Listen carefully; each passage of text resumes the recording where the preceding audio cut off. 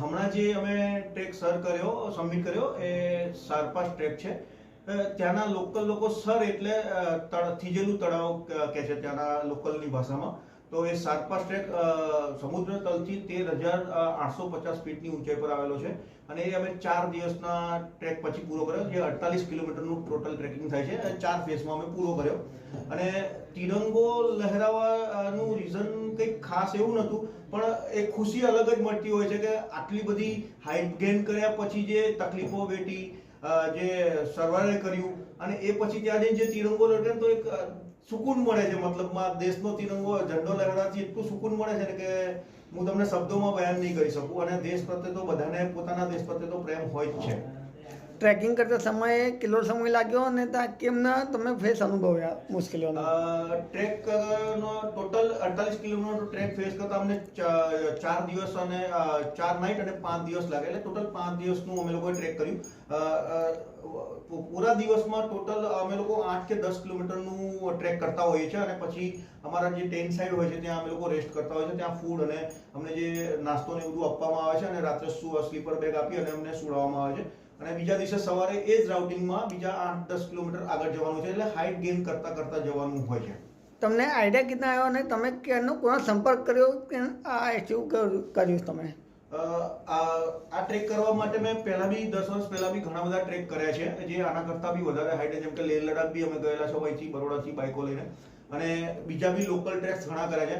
10 વર્ષ પછી મેં કમબેક કરવાનું મારું રીઝન એ હતું કે મને થોડા મેન્ટલી ઇશ્યુઝ અને હેલ્થ ઇશ્યુ બી બહુ હતા, જેના કારણે મને બહુ પ્રોબ્લેમ્સ થઈ રહ્યા હતા. તો મારા ડોક્ટરે મને સજેસ્ટ કર્યું કે તમે જે પહેલા ટ્રેક કરતા હતા એ કરશો તો બી ચાલશે, જીમ કરશો તો બી ચાલશે. તો મેં સિલેક્ટ કરી મારી હોબી જે મને ટ્રેકિંગ ફિલ્ડમાં પહેલા લાવી હતી.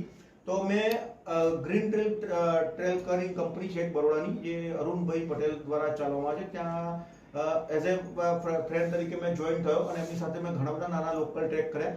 અને પછી મેં એમને કહ્યું કે મારે હવે હાઈ લેવલનો એક ટ્રેક કરવો છે, જે થોડી ઊંચાઈ પર હોય મતલબમાં, કેમ કે મને પ્રેક્ટિસની જરૂર છે. તો અરુણભાઈએ મને સરપાસ ટ્રેકની સજેસ્ટ કરી કે આ ટ્રેક મોડરેટ લેવલ પર બી છે અને થોડો ડિફિકલ્ટ બી છે, તો તમને એમાં વધારે મજા આવશે, તમારી પ્રેક્ટિસ બી ક્લિયર થશે. તો અમે સરપાસને સર કરવા માટે નીકળી પડ્યા. અને 4 દિવસ અને 4 નાઇટ અને 5 દિવસમાં અમે આ ટ્રેક ટોટલ પૂરો કર્યો. જે ટ્રેક પૂરા કરવા સમયમાં કેટલી મુશ્કેલીનો અનુભવ કરવો પડ્યો હતો તમને? ટ્રેક પૂરું કરવામાં તો સૌથી પહેલા તો અમે જે સોલાંગ વેલીમાં રોકાયા, જે 5,500 ફીટ ઊંચાઈ પર છે, ત્યાં જ મને થોડી મુશ્કેલી આવી ગયેલી. થોડું મારી બોડી ડિહાઇડ્રેટ થઈ જવાના કારણે મને માથામાં પેઇન થવા માંડ્યું, ચક્કર આવવા માંડ્યા, વોમિટિંગ જેવું થતું હતું.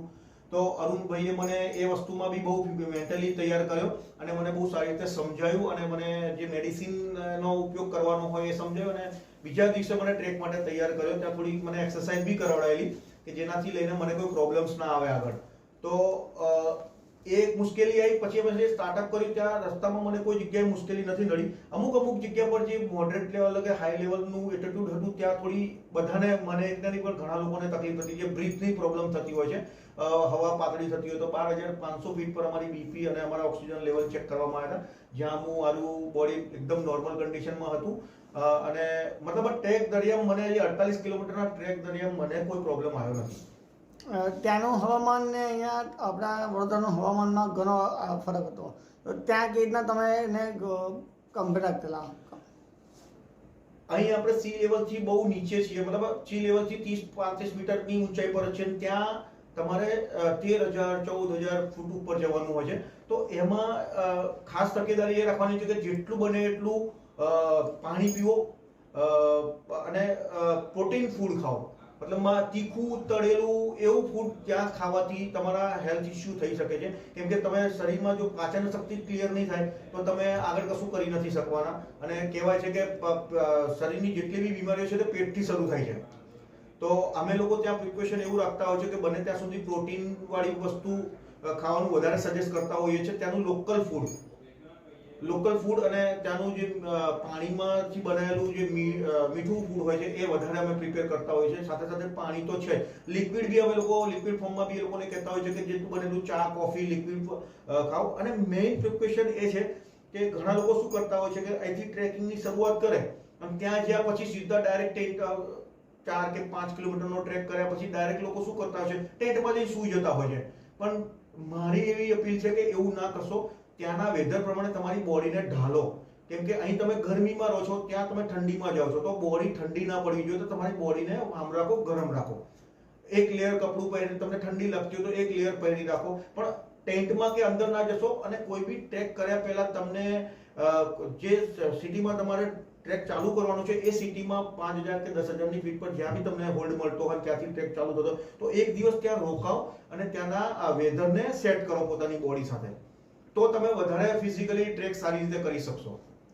આજના યુવાનો જે જવા માંગે છે એમને શું મેસેજ આપવા માંગશો? આજના યુવાનો જે ટ્રેકિંગને ખાલી જસ્ટ એક શોખ માટે કે જે જણાવી રહ્યા છે એમના માટે કહ્યું કે પ્રકૃતિ કોઈને અપનાવતી નથી.